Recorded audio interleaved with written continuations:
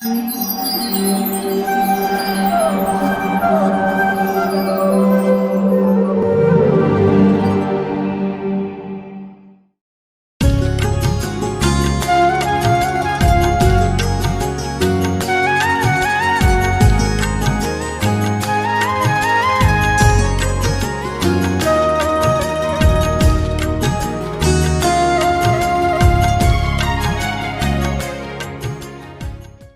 कृष्णा। आज इस कार्यक्रम में आप सभी का हार्दिक स्वागत है।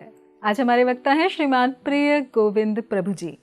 प्रभु जी अंतर्राष्ट्रीय कृष्ण भावनामृत संघ इस्कॉन के संस्थापक आचार्य कृष्ण कृपा मूर्ति अभय चरणारविंद भक्ति वेदांत स्वामी श्रील प्रभुपाद के प्रिय शिष्य परम पूज्य राधानाथ स्वामी महाराज के दीक्षा प्राप्त शिष्य हैं। प्रभु जी सन 2007 में इस्कॉन के संपर्क में आए व सन 2013 में कृष्ण भावनामृत के प्रचार प्रसार हेतु उन्होंने ब्रह्मचर्य आश्रम स्वीकार किया। प्रभु जी अपने स्कूल के दिनों में एक अत्यंत ही मेधावी छात्र रहे हैं, जिन्होंने हाई स्कूल के गणित में 100% अंक प्राप्त किए तथा प्रभु जी ने army institute of technology Pune से कंप्यूटर में इंजीनियरिंग अर्थात बी की डिग्री प्राप्त की है। उन्होंने एक एमएनसी में कार्य करने के दौरान IBM प्रोजेक्ट पर काम किया व गेट की परीक्षा में तो उन्होंने 98% अंक प्राप्त किए और तत्पश्चात उन्होंने बोइंग प्रोजेक्ट्स पर IIT कानपुर से RA करना चुना। इस्कॉन कानपुर मंदिर के उद्घाटन में प्रभु जी की अत्यंत ही महत्वपूर्ण भूमिका रही है। वर्तमान में वे इस्कॉन कानपुर मंदिर के सचिव हैं और कई विभिन्न सेवाओं में संलग्न हैं। प्रभु जी कई युवाओं को परामर्श और मार्गदर्शन देने के साथ ही IIT, HBTU, GCTI, MNIT तथा NIT जैसे विभिन्न प्रतिष्ठित कॉलेजों में कई प्रकार के सेमिनार भी देते हैं। हम सभी का अत्यंत ही सौभाग्य है कि इतने मेधावी व प्रतिभाशाली व्यक्तित्व आज हमारे साथ इस कार्यक्रम में हैं। तो आइए इस सुअवसर का लाभ उठाते हैं व श्रवण करते हैं श्रीमान प्रिय गोविंद प्रभु जी के मुखारविंद से। धन्यवाद। हरे कृष्णा। ओम अज्ञानतिमिरन्धस्य ज्ञानाञ्जनशलाकया चक्षुरुन्मिलितं येन तस्मै श्रीगुरुवे नमः। हरे कृष्णा। आप सभी का पुनः एक बार स्वागत है श्री कृष्ण भगवान की वृंदावन लीलाओं की चर्चा में। तकरीबन 11 साल 3 महीने हो चुके हैं भगवान को वृंदावन में अपनी लीलाएं करते हुए। अब उनको संकेत मिलने लगे हैं कि कैसे जिस कार्य के लिए उन्होंने अवतार लिया है वो कार्य उनको करने जाना है। जी हाँ, कंस का वध और इतना सारा जो अत्याचार फैला था पूरे पृथ्वी पे, क्योंकि पृथ्वी देवी गई थी भगवान को बुलाने के लिए, भगवान की शरण ली थी उन्होंने। और अभी भगवान का वो समय आ गया है जब भगवान सारे असुरों का वध करेंगे जो है पृथ्वी पे मौजूद, और पृथ्वी देवी का जो भार है उसको हल्का कर देंगे। अभी वृंदावन में भगवान ने अपनी अनेकों लीलाओं से सबका मन मोह लिया है। हम लोग इतने सारे सत्रों से सुनते आ रहे हैं किस प्रकार से भगवान ने अपनी साखे लीलाएं करी, गौओं के साथ अपनी लीलाएं करी, गोपियों के साथ लीलाएं करी, माखन चोर लीलाएं करी, और सारी लीला से हमारा मन मोह लिया। और हर एक लीला में हम देखते हैं कि कैसे अलग अलग प्रकार से कंस के द्वारा भेजे गए असुर, उनका भी वध करा भगवान ने। अभी जब भगवान वृंदावन से जाने वाले हैं तो अंत में 2 और मुख्य असुरों को भेजा कंस ने। एक असुर था उसमें से जिसका नाम था केशी, जो कि एक विशाल काय घोड़े के रूप में आया था, और वो बिल्कुल भी साधारण घोड़ा नहीं था। वो घोड़ा ऐसा था जिसका बहुत घमंड था और एकदम डरावना लगता था। तो वो दहाड़ता था, उसकी आवाज़ निकलती थी, उसी से लोगों के हृदय में भय आ जाता था। और इतना विशाल काय था कि उसके सिर के ऊपर के बाल बादलों को छूते थे। और ऐसा करके वो केशी आया भगवान को वध करने की इच्छा से, और दौड़ते दौड़ते आके उसने भगवान के ऊपर अपने 2 पैर मारे, लेकिन भगवान साइड हो गए। फिर से उसने प्रयास किया भगवान को मारने का, और भगवान ने इस बार क्या किया, भगवान ने उसके 2 पैर पकड़े और उसको घुमा घुमा के बहुत दूर फेंक दिया। किसी ने सोचा इतना शक्तिशाली कौन हो सकता है, पुनः वो भगवान की तरफ आया और इस बार भगवान ने अपने बाएं हाथ की मुट्ठी उसके मुंह के अंदर डाल दिया। और जैसे भगवान ने ये मुट्ठी उसके मुंह के अंदर डाला तो उसके बहुत सारे दांत गिर गए और भगवान की मुट्ठी इतनी गर्म उसको प्रतीत हो रही थी कि उसको समझ में नहीं आ रहा था क्या करूं। अब भगवान ने धीरे धीरे अपना जो मुट्ठी का आकार है वो बढ़ाना शुरू कर दिया और उसके गले के अंदर जो हवा का प्रवाह था वो रुक गया और वहीं पर ही उस केशी नामक असुर का वध हो गया। बोलो श्री कृष्ण भगवान की जय। जी हाँ, केशी बताता है कैसे जो घमंड है ना हमारा, हम सोचते हैं कि हम सबसे बड़े व्यक्ति हैं, सबसे बड़े भक्त हैं या सबके गुरु हैं, वो घमंड को भगवान ऐसी मुष्टि प्रहार करके चूर चूर कर देते हैं। इस दृष्टांत के बाद नारद मुनि आए भगवान के पास और नारद मुनि भगवान को प्रार्थना अर्पण करने लगे एक बहुत ही निजी प्राइवेट जगह पे जाके और बताने लगे कि कैसे भगवान आप तो सब जानते हैं, आप ही सारी सृष्टि के कर्ता धर्ता हैं, आप ही ने सारी ये सृष्टि बनाई है और भगवान कैसे आप असुरों का उद्धार करते हैं और कैसे भक्तों को आनंद प्रदान करते हैं। तो भक्तों को आनंद तो आपने प्रदान कर दिया है, अभी असुरों का उद्धार भी करना चाहिए। तो नारद मुनि भगवान को ये पुनः एक तरीके से याद दिला रहे थे कि भगवान आपका मिशन क्या था, कृपया करके उसके लिए वापस आइए और अभी मथुरा जाइए। और नारद मुनि गिनाने लगे कि भगवान मैं देखना चाहता हूँ कि कैसे आप कंस का, बाकी असुरों का, जरासंध इत्यादि का वध करते हैं और किस प्रकार से भगवान आप आगे जाके इंद्र से परिजात फूल भी लेके आते हैं और कैसे 16,000 से ज़्यादा रानियों के साथ विवाह करते हैं। भगवान मैं देखना चाहता हूँ आपका वो श्यामंतक का मणि का जो पूरी लीला है वो सारी लीला देखना चाहता हूँ और भी अनेकों अनेकों लीलाएं और विशेष करके जो आपकी भक्त वत्सल्यता की लीला है जो आपने अर्जुन के साथ करी थी, कुरुक्षेत्र का युद्ध, वो भी देखना चाहता हूँ भगवान। भगवान पौंड्रक, दंतवक्र, छेदी इत्यादि का जो आपने दमन किया, वध किया, ये सारी लीलाएं भी मैं देखना चाहता हूँ। कृपया करके आप जो अपने उद्देश्य के लिए आए हैं वो उद्देश्य पूरा करिए। और ऐसा कह के नारद मुनि वहाँ से चले गए। तो ये एक तरीके से हिंट था भगवान के लिए कि अभी भगवान को वो कार्य करना है जिसके लिए वो यहाँ पे प्रकट हुए हैं। उसके बाद एक और आखिरी असुर जो कंस ने भेजा, उसका नाम था व्योमासुर। वो व्योमासुर कौन था? तो ऐसा बताते वो असुर जो था एक गोप के रूप में आया था और उस समय भगवान अपने गोपाओं के साथ एक विशेष प्रकार का खेल खेल रहे थे। जी हाँ, हमने बहुत सारे खेलों की चर्चा करी है। ये विशेष खेल क्या था? इसमें एक जना बनता था एक भेड़ चढ़ाने वाला, बकरी चढ़ाने वाला, और बाकी सारे जो गोपा वो बनते थे बकरियां। और एक भेड़ चढ़ाने वाले को दूसरों की भेड़ चुरानी होती थी और अपनी भास रखनी होती थी और अपना भेड़ों का जो समूह था उसको बढ़ाना होता था। तो ऐसे चुराने का वो पूरी लीला कर रहे थे। तो व्योमासुर ने सोचा ये बहुत अच्छा एक अवसर है मेरे पास, और व्योमासुर भी वो गोपों के बीच में मिल गया। और धीरे धीरे जैसे ही खेल बढ़ रहा था, व्योमासुर अपने साथ गोपों को चुराने लगा और एक गुफा के अंदर उनको रखने लगा। और गुफा के सामने उसने एक बड़ा सा पत्थर लगा दिया जिससे कोई भी गोपा बाहर ना आ पाए। और कृष्ण बलराम जब खेल रहे थे तो उन्होंने देखा कि धीरे धीरे गोपों की संख्या कम होती जा रही है और अभी सिर्फ 4-5 ही बचे हैं, वो भी भेड़ के रूप में। कौन लेके जा रहा है उनको? तो भगवान को समझने में कहाँ देर लगती है, भगवान तो सब कुछ उनको ज्ञात है। और भगवान ने तुरंत देखा कि ये कार्य कौन कर रहा है? ये कार्य कर रहा है ये असुर। और वो असुर को भगवान ने देखा और जैसे ही असुर को भगवान ने देखा, भगवान पहचान गए कि ये असुर ऐसा कार्य कर रहा है। भगवान ने उसको पकड़ा, वो असुर से रहा नहीं गया। वो एक गोपा के रूप से अपने विशाल काय रूप में आ गया, असुर के रूप में। और भगवान को बिल्कुल भी देर नहीं लगी उस व्योमासुर को मार के उसका वध करने के लिए। बोलो श्री कृष्ण भगवान की जय। जी हाँ, तुरंत उसका वध किया। उसके पश्चात भगवान ने देखा कि सारे गोपा कहाँ हैं, कौन सी गुफा में। उन्होंने वो पत्थर हटाया और सारे गोपाओं को वहाँ से निकाल लिया। जी हाँ, सब सारे गोपा भगवान के साथ मिल गए और व्योमासुर का वध हो गया। अब ये व्योमासुर कौन है? तो ये व्योमासुर बताया जाता है कि किस प्रकार से कभी कभार कुछ लोग होते हैं जो भक्त के समान हमको लगते हैं, परंतु उनकी जो अंदर से इच्छाएं हैं वो भक्तों की जैसे नहीं होती हैं। तो उनकी इच्छा होती है कैसे मैं भक्तों के समाज में आके, है ना, भक्तों को कष्ट पहुंचाऊं। तो ये ऐसे लोगों का प्रतीक है, ऐसे जो भक्त के रूप में आते हैं परंतु उनका उद्देश्य होता है भक्तों को ही हानि पहुंचाना। ये व्योमासुर उसका प्रतीक है।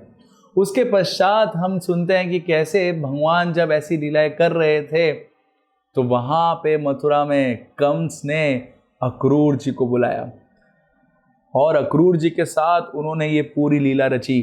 चाणूर मुष्टिक को भी बुलाया, कुवल्यापीठ हाथी के महावत को बुलाया और ये लीला रची कि किस प्रकार से हम एक बहुत बड़ा विशाल आयोजन करेंगे और उस आयोजन में कृष्ण बलराम को बुलाएंगे। और फिर उन्होंने अक्रूर को बोला कि आप ये नया रथ लीजिए और जाके कृष्ण और बलराम को लेकर आइए वृंदावन से मथुरा। अभी देखिए बहुत सुंदर एक ये लीला है, किस प्रकार से अक्रूर जी आ रहे थे वृंदावन। ऐसा वर्णन आता है कि अक्रूर जी सुबह निकले थे मथुरा से, लेकिन शाम होते होते वो वृंदावन पहुंचे, क्योंकि उनका मन पूरा कृष्ण में लगा हुआ था। अभी कोई बोल सकता है अरे वो तो कंस के आदेश पे आ रहे थे मारने के लिए। नहीं, ऐसा नहीं है। वो भगवान के अनन्य भक्त हैं, उनको पता है कि भगवान को कोई मार नहीं सकता है, तो इसलिए वो भगवान का दर्शन के लिए उत्सुक थे और उस उत्सुकता के साथ भगवान का स्मरण करते करते कभी रथ को इधर लेके जाते थे, कभी इधर लेके जाते थे और ऐसे करते करते शाम होते होते वो वृंदावन पहुंचे। जैसे वृंदावन पहुंचे तो वहाँ की जो धूली थी वो धूली में उतर के लौटने लगे, क्योंकि उनको दिखे कि इसी धूली में भगवान कृष्ण के चरणों के चिन्ह हैं। यहाँ पे भगवान ने अनेक अनेक लीलाएं करी हैं। और वो समय था जब भगवान गौओं को चरा के वापस आ रहे थे और वो जो समय था एकदम रमणीय वातावरण। अक्रूर जी बहुत प्रसन्न हुए और फिर अक्रूर ये संदेश लेके गए नंद बाबा के पास कि किस प्रकार से कंस बुला रहा है कृष्ण और बलराम को। हालांकि अक्रूर जी ने कृष्ण को अकेले में ये ज्ञात करा दिया कि किस प्रकार वो कंस का जो पूरा जो प्लान है वो आपको हानि पहुंचाने का है। तो भगवान ने बोला कोई चिंता की बात नहीं है, हम लोग चलेंगे। और उन्होंने नंद बाबा को बोला कि नंद बाबा आप तैयारी कर लीजिए, हम चलेंगे। और नंद बाबा ने भी आदेश दिया कि सब लोग सारा करवर ले लें, सब तैयारी कर ले, हम जाएंगे कंस के द्वारा आयोजित एक बहुत ही विशेष कार्यक्रम में। तब यहाँ पे ये सब कुछ हो रहा था तो दूसरी तरफ जो गोपियाँ थी उनको जब ये संदेश मिला कि कृष्ण यहाँ से जाने वाले हैं, उनके हृदय में बहुत विलाप होने लगा और वो सोच भी नहीं पा रहे थे कि कृष्ण कैसे यहाँ से चले जाएंगे। और ऐसे ही सोचते सोचते एक दूसरे के साथ वो चर्चा करने लगी, बात करने लगी कि हाय अगर कृष्ण चले जाएंगे, यहाँ से अंतर्ध्यान हो जाएंगे तो क्या होगा हमारा, हम किसके लिए जीवित रहेंगे। और फिर गोपियाँ बोलने लगी कि किस प्रकार से विधि का क्या विधान है। देखो उन्होंने अभी अभी हमको कृष्ण दिए परंतु अभी कृष्ण जा भी रहे हैं। हालांकि कृष्ण ने बहुत सारी लीलाएं करी गोपियों के साथ, परंतु ऐसा बताते हैं जब हम प्रसन्न होते हैं ना तो समय बहुत जल्दी बीत जाता है और जब दुखी होते हैं तो एक क्षण भी ऐसा लगता है कि एक घंटे के समान है। तो वैसे ही हालांकि भगवान ने बहुत सारी लीलाएं करी थी गोपियों के साथ, परंतु उनको इतना सारा समय भी बहुत ही क्षणिक लग रहा था और इसलिए वो सोच रहे थे कि हम कैसे रह पाएंगे अगर कृष्ण वहाँ से चले जाएंगे। और फिर वो विचार करने लगे कि अरे ये अक्रूर यहाँ पर आए हैं, इनका नाम है अक्रूर, परंतु ये कितने क्रूर हैं, ये कृष्ण को यहाँ से लेने आए हैं। और ऐसा वर्णन आता है कि गोपियाँ विचार करने लगी कि लगता है हमारा किस्मत ही खराब है, हमारी विधि का विधान ही ऐसा है कि हम कृष्ण के साथ नहीं रह सकते। परंतु दूसरी किसी गोपी ने बोला आप ऐसा कैसे बोल सकते हैं, हो सकता है कि विधि तो चाहती हो कि हम भगवान के साथ रहे परंतु भगवान ही नहीं चाहते। तीसरी गोपी ने बोला निश्चित रूप से कृष्ण ही नहीं चाहते हैं हमारे साथ रहने के लिए। अरे लेकिन परंतु कृष्ण अपने माता पिता के साथ तो रहना चाहते हैं। तो एक किसी गोपी ने कहा अरे नहीं, कृष्ण को पता चल गया है कि वहाँ पे भी देवकी और वासुदेव है, तो शायद से वहाँ जा रहे हैं और नंद बाबा यशोदा माई को भी यहाँ से छोड़ के जा रहे हैं।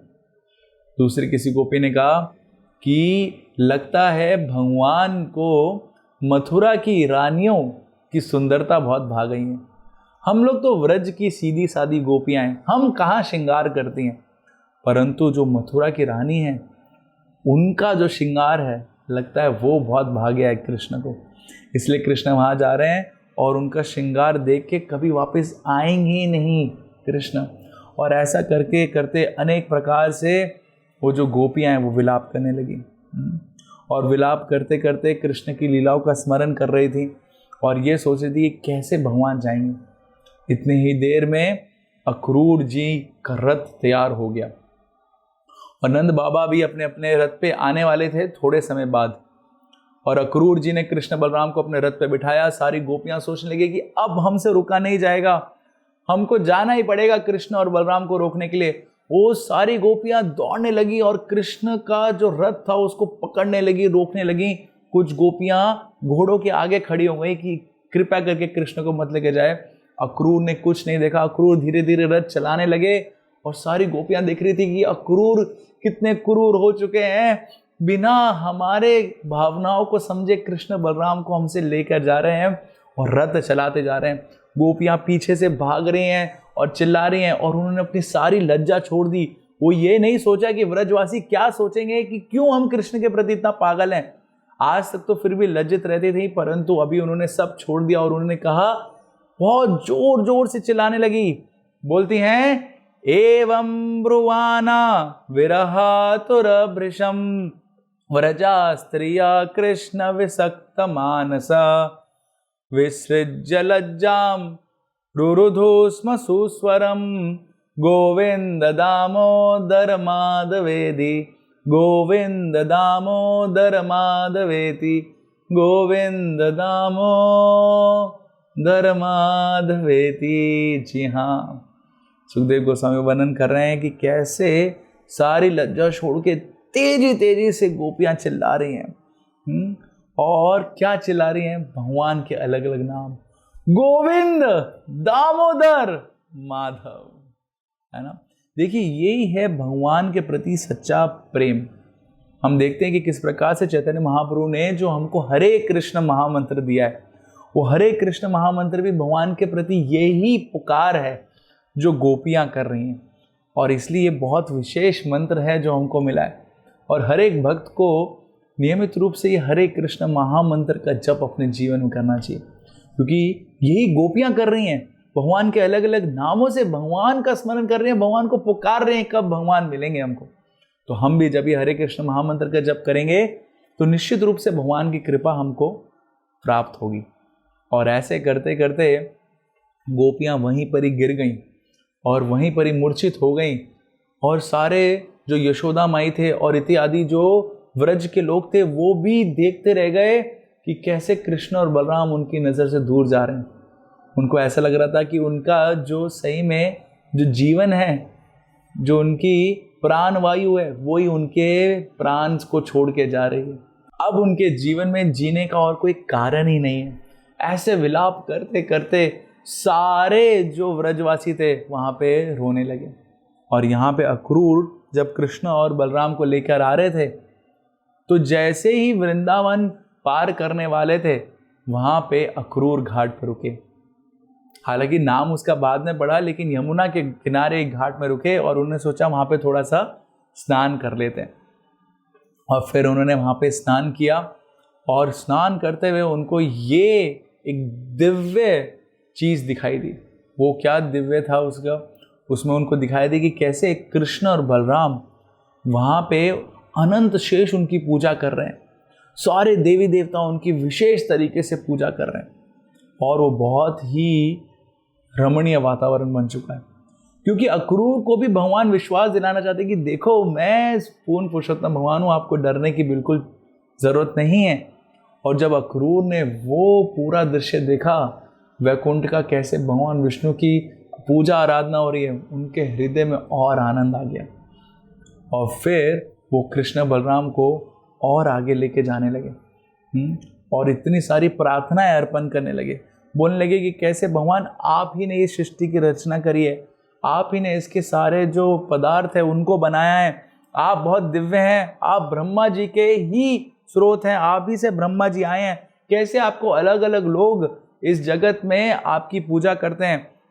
जो योगी हैं वो आपकी पूजा करते हैं परमात्मा के रूप में, जो ब्राह्मण है वो वेदों के रूप में आपकी पूजा करते हैं। कुछ लोग आपको अलग अलग प्रकार के जो यज्ञ अनुष्ठान है उसके रूप में प्रार्थना करते हैं और अलग अलग प्रकार से आपकी पूजा करते हैं। कैसे सारी जो नदियां हैं वो आप ही से उत्पन्न हुई हैं। भगवान आप ही सारे चीज़ों के स्रोत हैं। देखिए ब्रह्मा जी ने भी बताया था, ईश्वर परम कृष्ण सच्चित आनंद विग्रह अनादिर आदिर गोविंद सर्व कारण कारणम। और फिर उन्होंने बताया कि कैसे भगवान मेरे अंदर बहुत ज़्यादा जो घमंड है, अहंकार है, ममत्व है, वो सब भरा हुआ है। कृपया करके मेरे को शुद्ध करिए।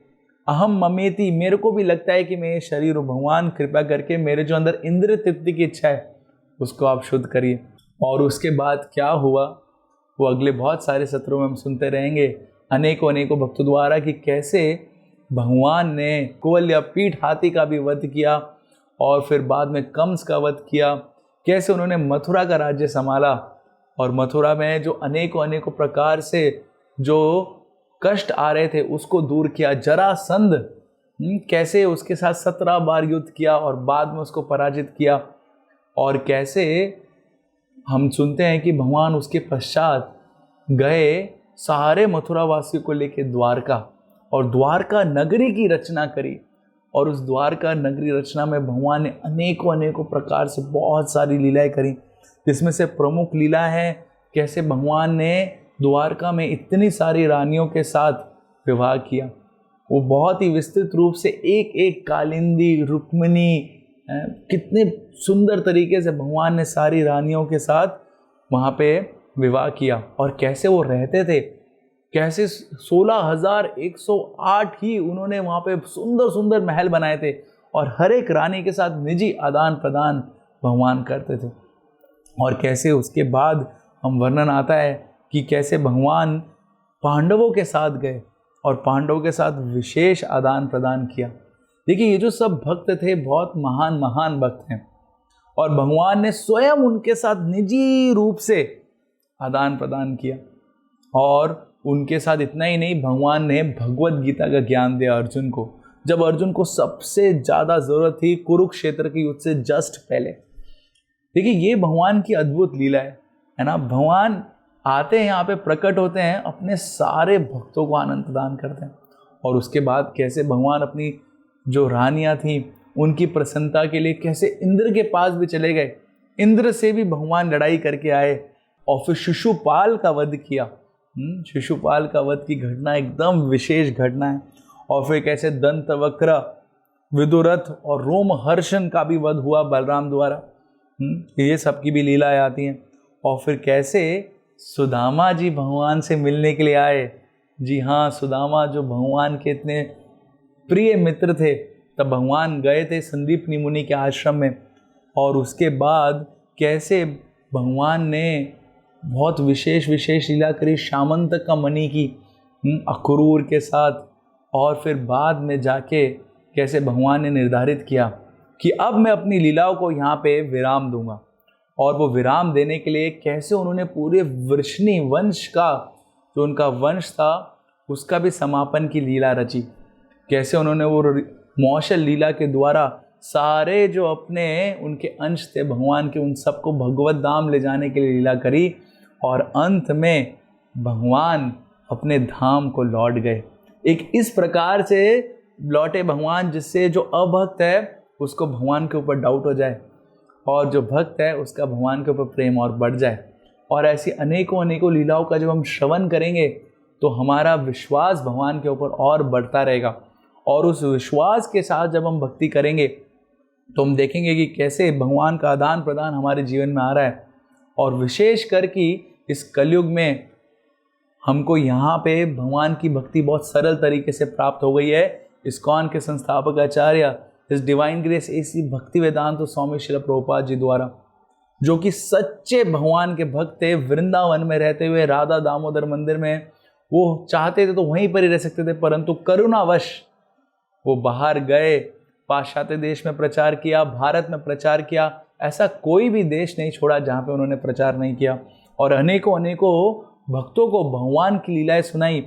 और विशेष करके हमारे ऊपर अनुकंपा करने के लिए प्रभुपाद ने स्वयं भागवतम का अनुवाद किया और कृष्णा बुक लिखी, जिसका हम लोग आज चर्चा कर रहे हैं इतने दिनों से। और उतना ही नहीं, जब भगवान की चैतन्य लीलाएं का वर्णन किया उन्होंने, भगवान के अलग अलग रूपों का उन्होंने वर्णन किया और हमको मंदिर दिए, हमको भक्त दिए, हमको पद्धति दी जिससे हम अपने जीवन को सफल बना सकते हैं और अपने जीवन में सही में सर्वश्रेष्ठ कृष्ण प्रेम प्राप्त कर सकते हैं, जो बहुत ही दुर्लभ है। चैतन्य महाप्रभु के बारे में बताते हैं, अनार पिता चरिम चरात करो ना अवतीर्ण कलोभ। वो चीज़ देने के लिए चैतन्य महाप्रभु आए थे जो आज तक कभी नहीं दी गई है। तो आइए हम सब भी उसका लाभ उठाते हैं अपने जीवन में। हरे कृष्णा कृष्णा कृष्णा हरे हरे, हरे राम राम राम हरे हरे, इस महामंत्र का जप करते हैं, भगवान की लीलाओं का श्रवण करते हैं और अपने जीवन को सफल बनाते हैं। बहुत बहुत धन्यवाद। हरे कृष्णा।